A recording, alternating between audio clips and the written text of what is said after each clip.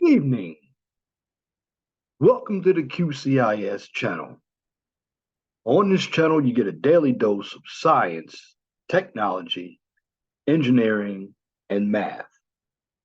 My name is Leon Jones, and this evening, I'm going to get into something very important as I'm going to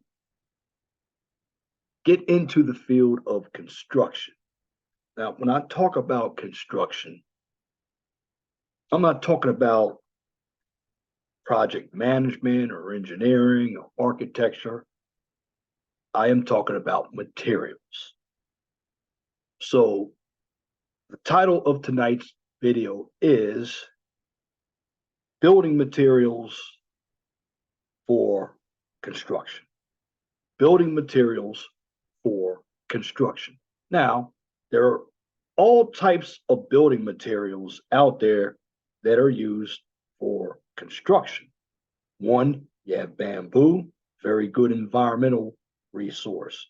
You have brick, you have shale, you have stone, you have aggregate, you have cement, you have bituminous concrete or asphalt, you have aluminum, you have steel. Now, all of those are very important because they're used for buildings, whether you're building a road, whether you're building a high rise, whether you're building a house. It's very important that you understand the types of materials that you're using.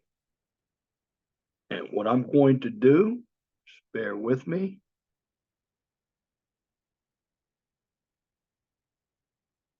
is get into building materials, types of building materials, properties and uses in construction. Okay, first of all, when we deal with building materials, a building material is any material used for construction purpose, such as materials or house building. And some of those materials are wood, cement, aggregates, bricks, concrete, clay. Now, those that I just named are your most common types of material. Now, the choice of these are based on their cost effectiveness for building projects. Now, many naturally occurring substances such as clay, wood, sand, bricks, rocks, and even twigs, along with leaves, have also been used to construct buildings. Now, apart from naturally occurring materials, many man-made products are in use, some more and some less synthetic. Now, the manufacture of building materials is an established industry in many countries, and the use of these materials is typically segmented into specialty trades such as carpentry, plumbing, roofing, and insulation work. Now, this reference deals with habits and structures that include homes. Now, again, types of building materials used in construction. Well, you have natural building, and just excuse me, some of the information have a lot of commercials here. That's a big problem. So let's get into the first part of this topic. We deal with natural construction materials. Now, construction materials are categorized into two sources, natural and synthetic. Now, natural materials are those that are unprocessed or minimally processed by industry, such as lumber or glass. Now, synthetic materials are made in industrial settings after much human manipulations, such as plastics and petroleum-based paints. Both have their uses. Now, mud, stone, and fibrous plants are the most basic materials aside from tents made of flexible materials such as cloth or skins. Now, people all over the world have used these three materials together to create homes to suit their local weather conditions. Now, in general, Stone and or brush are basic structural components that are used in structural components in buildings, while mud is used to fill in the space between. Again, in general, stone and brush are structural structural components. And as we talk about mud again, it's used to fill in the space between, acting as a type of concrete or insulation. Our example is wattle and daub, mostly used as permanent housing in tropical countries or as summer structures by ancient northern peoples. And here's what it looks like right here. And we go into fabric. The tent to be the home of choice among nomadic groups the world over. The tent used to be the home choice of nomadic groups the world over. Two of the well-known include the conical teepee and a circular yurt. Now, if you've watched Discovery Channel, you had Matt Rainey. Now, he can tell you about the circular yurt. That was on building homesteads. You watch that. Now, he's not an engineer, but he knows how to build conical teepees and circular yurts for homesteaders. Let's continue. It has been revived as a major construction technique with the development of tensile architecture and synthetic fabrics. Now, modern buildings can be made of flexible materials such as fabric membranes and supported by a system of steel cables or internal air pressure. And we get into mud and clay. Now, the amount of each material leads to different styles of buildings. The deciding factor is usually connected with the quality of soil being used. Now, larger amounts of clay usually mean the cob adobe style. That's cob adobe style. And generally in Africa and over in India, they use a lot of adobe bricks. Now, while low clay soil is usually associated with sod building, the other main ingredients include more or less sand slash gravel and straw slash grasses. Now, rammed earth is both an old and newer take on creating walls. Now, once made by compacting clay soils between planks by hand, now forms and mechanical pneumatic compressors are used. Now, soil and especially clay is a good thermal mass. It is very good at keeping temperatures at a constant level. Now, homes built with earth tend to be naturally cool in the summer and warm in cold weather. Clay holds heat or cold, releasing it over a period of time like stone. Earthen walls change temperature slowly, so artificially raising or lowering the temperature can use more resources than in, say, a wood-built house. But the heat or coolness stays longer. People's building with mostly dirt and clay, such as cob, sod, and adobe, resulted in homes that have been built for centuries in Western and Northern Europe, as well as the rest of the world, and continue to be built on a smaller scale. Now, some of these buildings have remained habitable for 100 years. And we get into rock. Now, rock structures have existed for as long as history can recall. It is the longest lasting building material available and is readily available. There are many types of rock throughout the world with differing attributes that make them better or worse for particular uses. Now, the thing about rock is very dense, so it gives a lot of protection as well. Now, its main drawback as a material is its weight and awkwardness. Its energy density is also considered a big drawback, as stone is hard to keep warm without using large amounts of heating resources. Now, dry stone walls have been built for as long as humans have put one stone on top of another. Eventually, different forms of mortar were used to hold the stones together, cement being the most commonplace now. So basically, when we deal with granite, the granite strewn up lands of Dartmoor National Park in the United Kingdom, for example, provided ample resources for early settlers. Circular huts were constructed from loose granite rocks throughout the Neolithic and early Bronze Age, and remains of an estimated 5,000 that can be seen today. Granite continued to be used throughout the medieval period and into modern times. So basically, slate is another stone type commonly used as roofing material in the United Kingdom and other parts of the world where it is found.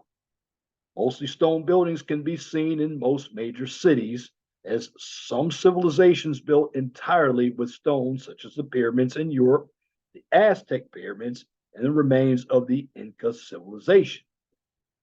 We get into thatch. Now, thatch is one of the oldest materials known. Thatch is grass, and grass is a good insulator and easily harvested. Now, many African tribes, again, many African tribes have lived in homes made completely of grasses year round. Now, in Europe, thatch roofs on homes were once prevalent, but the material fell out of favor as industrialization and improved transport increased the availability of other materials. Today, though, the practice is undergoing revival in the Netherlands. For instance, many of the new builds have thatched roofs with a special ridge tile on top. Then also, we get into brush. Now, brush structures are built entirely from plant parts and are generally found in tropical and subtropical areas such as rainforests, where very large leaves can be used in the building. Now, Native Americans often built brush structures for resting and living in as well. These are built mostly with branches, twigs, and leaves, along with bark, similar to a beaver's lodge. These were variously named wickups, leaning tos, and so forth. And then let's get into ice. Who uses ice? Eskimos. Now, ice was built by Inuit for igloos, but has also been used for ice hotels as a tourist attraction in northern areas that might not otherwise see many winter tourists. Now, again, the big one, wood. Wood is a product of trees and sometimes other fibrous plants used for construction purposes when cut or pressed into lumber or timber, such as boards, planks, or similar materials. It is a generic building material and is used in building just about any type of structure in most climates. Now, wood can be very flexible under loads, keeping strength while bending, and is incredibly strong when compressed vertically. Now, there are many differing quantities to the different types of wood, even among same tree species. Now, basically, this means specific species are better for various uses than others, and growing conditions are important for deciding quality. Now, historically, wood for building large structures was used in its unprocessed form as logs. These trees were just cut to the needed length, sometimes stripped of bark and then notched or lashed into place. Now, in earlier times, and in some parts of the world, many country homes or communities had a personal woodlot from which the family or community would grow and harvest trees to build with. These lots would be tended like a garden. So if you know what a log cabin is, it's actually built out of logs. And basically, the lots would be tended to just like you would tend a garden. Now, with the invention of mechanizing saws came the mass production of dimensional lumber. Now, what is dimensional lumber? 2x10s, 2x8s, and of course, your common 2x4, which is used for framing. 2x8s, used for your floor joist. Now, these buildings, this makes building quicker, any building quicker to put up and more uniform. Thus, modern Western style home was made. Now, brick and block. Now, a brick is a block made of kiln fired material, usually of clay or shale, but also may be of lower quality mud, etc. Now, clay bricks are formed in a molding, the soft mud method, or in commercial manufacture more frequently by extruding clay through a die and then wire cutting them to the proper size, the stiff mud process. Now, bricks were widely used as a construction material in the 17, 18, and 1900s. This was probably due to the fact that it was much more flame retardant than wood in the ever crowding cities and fairly cheap to produce. Now, another type of block replaced clay bricks in the late 20th century. It was the cinder block, mostly made with concrete. We call cinder blocks CMUs, concrete masonry units. Now, an important low cost material in developing countries is the sandcrete block, which is weaker but cheaper than fire clay bricks. Then we get into another material about concrete. Concrete is very common. Use concrete in buildings, roads, pools. Now, concrete is a composite building material made from the combination of aggregate, composite, and a binder such as cement. Now, the most common form of concrete is Portland cement concrete, which consists of mineral aggregate, generally gravel and sand, Portland cement, and water. Now, after mixing, the cement hydrates and even hardens into a stone-like material. Now, when used in the generic sense, this is a material referred to by the term concrete. Now, again, they go right back up here.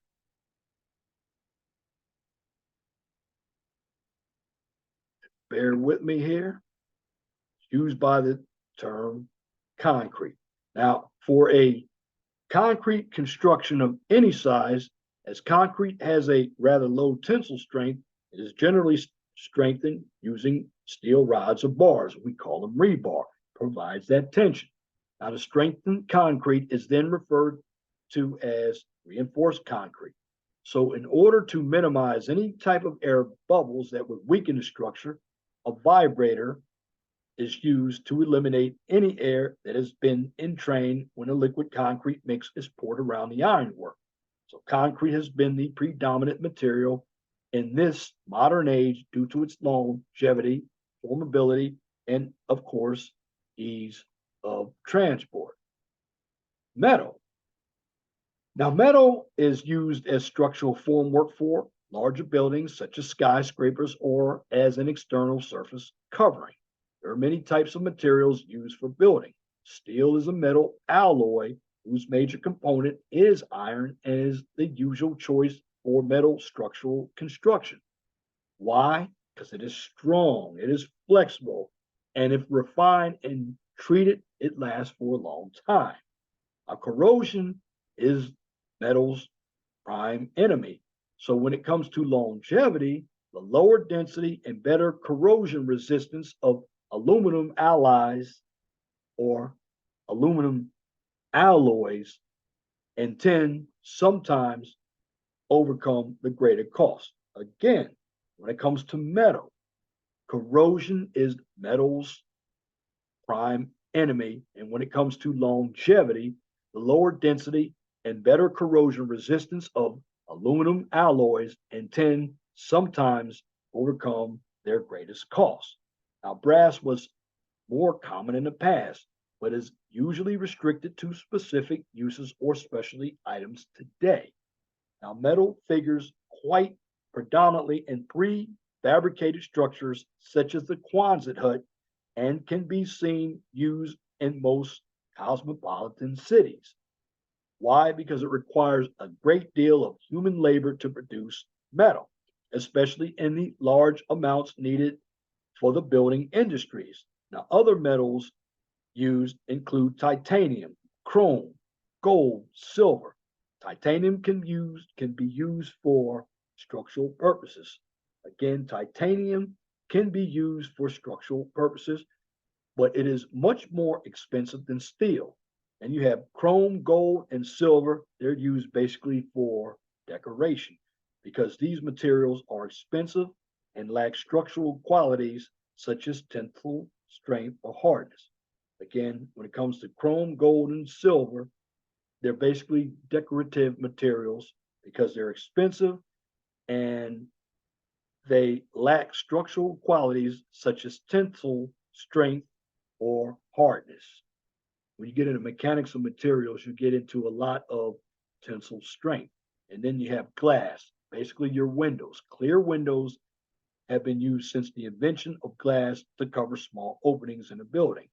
They have provided humans with the ability to both let light in the rooms while at the same time keeping inclement weather outside. So basically, glass is generally made from structures of sand and silicates. And one thing you have to understand about glass, it is very, very brittle. So you have modern glass, or we call them curtain walls.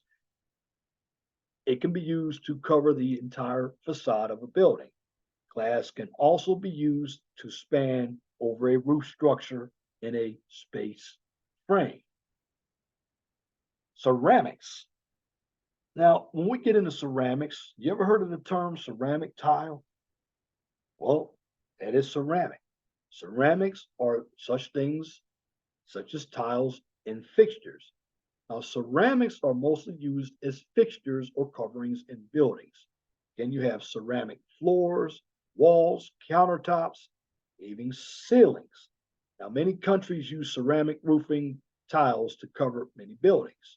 Ceramics used to be just a specialized form of clay pottery firing in kilns, but it has evolved into more technical areas.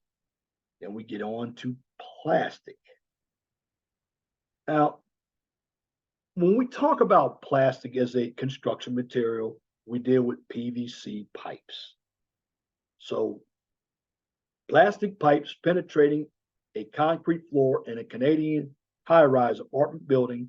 The term plastics covers a range of synthetic or semi synthetic organic condensation or polymerization products that can be molded or extruded into objects or films or fibers. Now, their name is derived from the fact that in their semi liquid state, they are malleable. When something is very malleable, it's brittle, it can break, or have the property of plasticity. Now, when we deal with plasticity, particularly going into soil, that means it's plastic, it's like Play Doh. Now, the name is derived from the fact that the semi liquid state, when we talk about malleability or the property of plasticity, it's bendable. Again, it's breakable.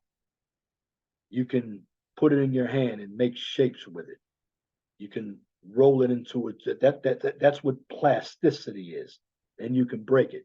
Now, plastics, as we're dealing with plastics, vary immensely in heat tolerance, hardness, and resiliency. Now, combined with this adaptability, the general uniformity of composition and lightness of plastics ensures their form or their use is almost all industrial applications today. Again, the composition and lightness of plastics ensures their use is almost in all industrial applications today. Pipe, PVC pipe. Foam. Now, foam is, for the most part, you can use foam for insulation, but foam plastic sheet to be used as backing for fire stop mortar at CIBC Bank. Now, this information comes from Canada, but here in America, we use a lot of the same materials. So again, foam plastic sheet to be used as backing for fire stop mortar at the CIB Bank in Toronto, Ontario. Now, more recently, synthetic polystyrene or polyurethane foam has been used on a limited scale. It is lightweight, easily shaped, and an excellent insulator. It is usually used as part of a structural insulated panel where foam is sandwiched between wood or cement. Then we get into cement composites. Now, cement combined or cement bonded, because again, we said cement is a combination of aggregate, sand, you can even put seashells in cement. But cement bonded composites are an important class of construction material. These products are made from hydrated cement paste that binds wood or alike particles or fibers to make precast building components. Now, various fibrous materials, including paper and fiberglass, have been used as binders. So basically, wood and natural fibers are composed of various soluble organic compounds like carbohydrates, glycosides, and phenolics. Now, these compounds are known to retard cement setting. Therefore, before using a wood and making cement bone composites, its compatibility with cement is assessed. Now, wood cement compatibility is the ratio of a perimeter related to the property of a wood cement composite to that of a neat cement paste. Now, the compatibility is often expressed as a percentage value. So, to determine wood cement compatibility, methods based on different properties are used, such as hydration, characteristics, strength, interfacial bond, and morphology. Now, various methods are used by researchers, such as the measurement of hydration characteristics of a cement aggregate mix, the comparison of the mechanical properties of cement aggregate mixes, and the visual assessment of microstructural properties of the wood cement mixes. Again, various methods are, and we're dealing with cement composites, are used by researchers, such as the measurement of hydration characteristics of a cement aggregate mix, or the comparison of the mechanical properties of cement aggregate mixes, and the visual assessment of microstructural properties of the wood cement mixes. Now, it has been found that the hydration test by measuring the change in hydration temperature with time is the most convenient method. Now, recently, CARAD, ETAL have reviewed these methods of compatibility assessment and suggested a method based on the maturity concept. Basically, when it's taken in consideration both time and temperature of cement hydration reaction. Then we get into building materials in the modern industry. Now, modern, basically, when it comes to building here in the modern era, it's a not million, but multi-billion-dollar industry. And the production and harvesting of raw materials for building purposes is on a worldwide scale, often being a primary governmental and trade key point between nations. Environmental concerns are becoming a major world topic concerning the availability and sustainability of certain materials and the extraction of such large quantities needed for human habitat. Virtual building materials. Certain materials like photographs and images, text may be considered virtual, while they usually exist on a substrate of natural material themselves, because they acquire a different quality of salience to natural materials through the process of representation. And then, summing up everything, building products. So basically, when we talk about building products, we refer to ready-made particles that are fitted in different architectural hardware and decorative hardware parts of a building. The list of building products exclusively excludes materials. So the list of products exclusively exclude the materials which are used to construct a building architecture and supporting fixtures like windows, doors, cabinets. So building products do not make any part of a building, rather they support and they make them working. And basically, two, when we deal with building materials, we have green, or we talked about sustainability. And I know over in the Asian, and I did a report on this, in the Asian communities, India, they like using bamboo. And bamboo, you can use it for floors. They even make bamboo with rebar. Let's get into concrete. Put anything to make concrete strong. In Ocean City, Maryland, they use seashells along with aggregate. You know, concrete can be decorative. When we deal with bricks, we use bricks for brick pavers. See a cobblestone, back in the days, old cobblestone streets. I know my mother grew up in Midland, Pennsylvania, and in Baltimore. Saw those cobblestones, or those were brick pavers. And the funny thing about construction materials, if you look at what was used in the past, like the pyramids and the Aztec pyramids, and then you look at what's produced today, the materials are cheaper today, but they don't last as long. If you look at how long the Aztec pyramids and the Leaning Tower of Pisa, some of those famous structures, I mean, they were built over 1,000 years ago, and they're still standing today. And also, they didn't have the machinery to construct structures, but they certainly found a way to do it. And those structures are strong and they're around today. Now, also, when we deal with construction materials, you want to test your construction materials to make sure that they are suitable for the job. For instance, when you're doing bituminous testing, I know on the highway, they take cores and plate samples. When there are buildings being built, they use tests like a slump test, an air test. They make cylinders and beams, have the compression test to see what kind of brake. Generally, you want a shear brake. Also, when it comes to rebar, heard of the elongation test? Well, if you take a course in mechanics of material, what the elongation test is, you'll have a material, let's say rebar. Machine will pull it apart.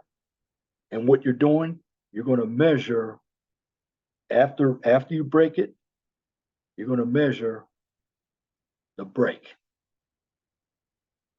EA divided by PL. Start dealing with Young's modulus, elasticity, when you get into mechanics of materials. Now, again, a lot of these materials that I've talked about today, they're used for construction of buildings, roads, and they're natural and they're man-made materials. But overall, when it comes to construction materials, you want to use the best one that's cost effective, but has some longevity. Because in the end, when it comes to buildings, you want to make them safe and habitable for human needs. And thank you for viewing this video on construction materials.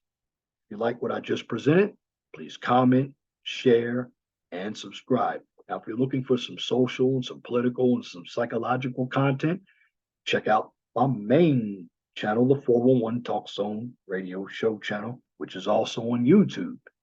Now, if you can't find the QCIS channel or the 411 Talk Zone radio show on YouTube, you can check both of those channels out on Twitter. Now for the QCIS channel, I take it one step further. On that channel, you can see that channel, all the videos I post from that channel. Better clear that way. You can see every video from the QCIS channel on my LinkedIn page, because once I'm finished recording, I post all the videos right there for your viewing pleasure. And once again, thank you for viewing this content of construction materials on a QCIS channel. On this channel, you get a daily dose of science, technology, engineering, and math. Until next time, my name is Leon Jones. I want you all to have a wonderful and gracious evening.